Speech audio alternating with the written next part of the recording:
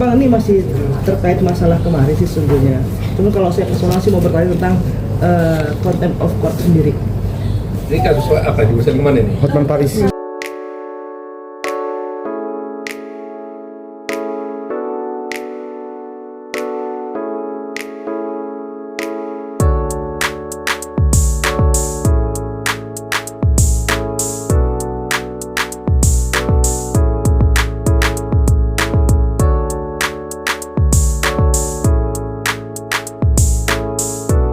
Di PN Jakarta Utara, Bang. Nah, jadi terkait dengan contempt of court sendiri, itu kan sebetulnya tidak ada dalam undang-undang ya Pak. Apakah masuk dalam penghinaan atau sebuah kejahatan contempt of court itu sendiri Bang? Jadi bicara tentang, saya bicara ini sebagai advokat yang lagi cuti aja ya. Kan saya sebagai advokat berdasarkan undang-undang, ketika saya menjadi pejabat negara, saya wajib cuti profesi. Ya, tetap advokat, tetapi tidak menjalankan tugas sebagai advokat. Jadi karena ini menyangkut soal persidangan-persidangan, mungkin lebih tepat kalau saya bicara sebagai advokat yang sedang cuti. Oke. Nah, bicara tentang contempt of court, memang ini kita kenal nih. Dalam dunia peradilan dimanapun, baik di luar negeri maupun di Indonesia, dikenal contempt of court, tapi nggak ada dalam undang-undangnya. Jadi sekarang ini hanya bisa kita rasakan, kita pahami bahwa sebenarnya contempt of court itu maksudnya adalah penghinaan kepada pengadilan. Ya. Beda dengan kode etik. Ya. Kalau kode etik adalah pelanggaran kode etik advokat bagi advokat. Bagi hakim, pelanggaran kode etik hakim. Bagi jaksa, pelanggaran kode etik jaksa. Ya. Nah, oleh karena itu dalam kasus seperti itu, kalau saya bicara tentang secara umumnya, bahwa tindakan orang yang menghina pengadilan itu sangat-sangat tidak dapat dibenarkan, baik oleh pengunjung sidang, terutama oleh para penegak hukum, baik advokat maupun jaksa. Jadi semua pihak di situ. Nggak boleh kita melakukan penghinaan kepada pengadilan. Jadi kalau kalian bertanya tentang bagaimana kejadian kemarin, saya terus terang aja waktu kerja dari bertanya pada saya nggak lihat detail sebenarnya kan. Ya, saya nggak ngikuti cara detail. Tapi gara-gara dia tanya, saya perhatikan semua memang ternyata memang ada orang naik ke atas meja, itu dia pakai toga menginjak-injak meja. Terus terang aja, saya sebagai advokat ya, merasa prihatin sekali karena perbuatan itu sangat-sangat tidak bisa dibenarkan. Ya, selain pertama, dia itu kan tidak sesuai dengan profesi advokat itu sendiri. Karena profesi advokat itu adalah profesi yang terhormat, yang nobel. Jadi dikenal istilah officium nobile. Itu profesi yang terhormat. Nah, kehormatan itu tidak mungkin kita dapat dari orang lain kecuali kita sendiri menunjukkan kehormatan itu sendiri.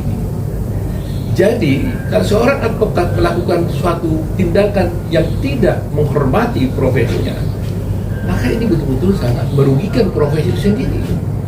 Mencemarkan nama baik profesi, mencemarkan nama baik kehormatan profesi itu sendiri.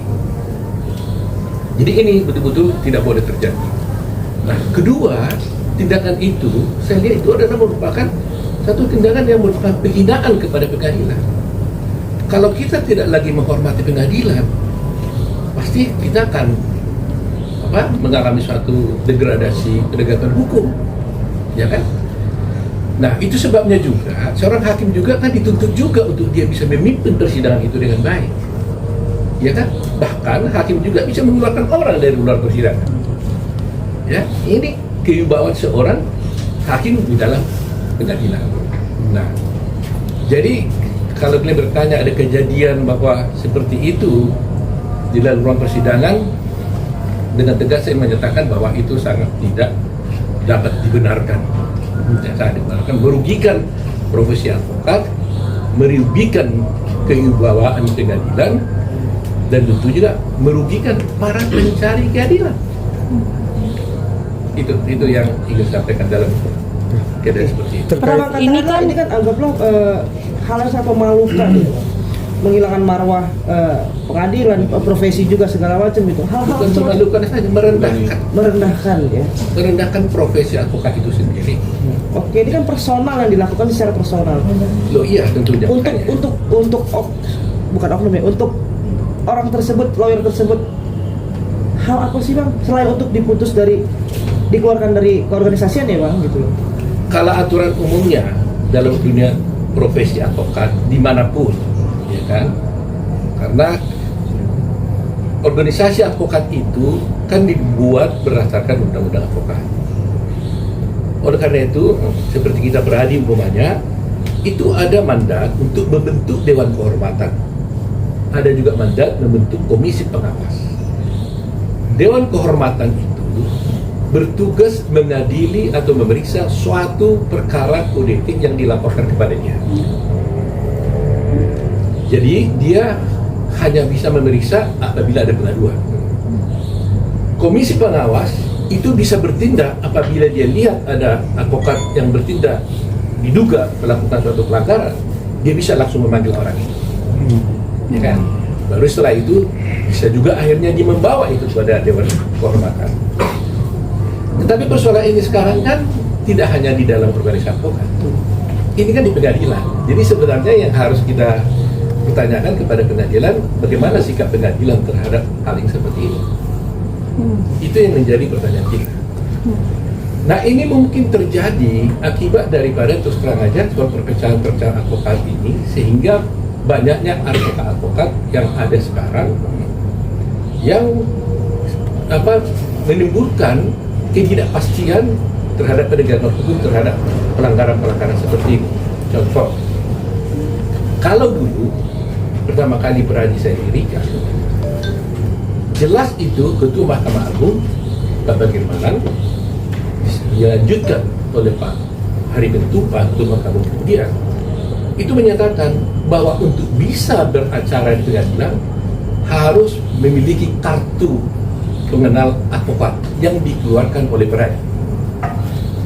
Nah, jadi kalau ada orang melanggar kode etik di sana, melanggar hukum, kalau Peradi menghukum dia mencabut izinnya, otomatis dia tidak bisa lagi berperkara di pengadilan.